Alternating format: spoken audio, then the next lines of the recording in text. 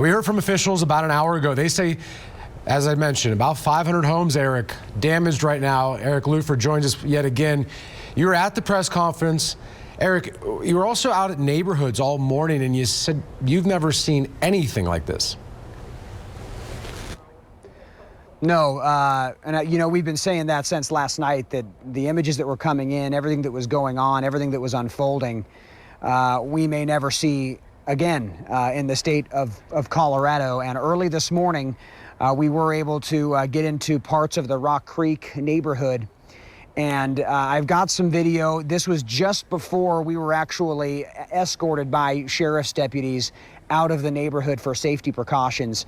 But there are parts of the video that just shows the devastation, and I'll try to explain it as best I can.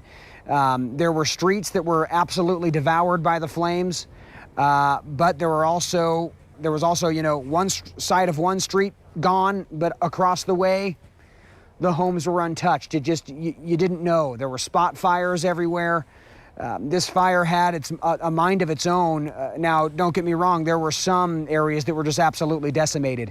Now, that's what Governor Polis talked about at this news conference that just finished up about a half hour ago. But there are other neighborhoods, especially in the Rock Creek area, where the fire would jump, it would spider out, and there would be some areas that were untouched. I was also able to talk to one man. He came to me, he was watching our news coverage, and he knew that I was in an area where his home was, and he asked me if he lost his home, and I told him he did.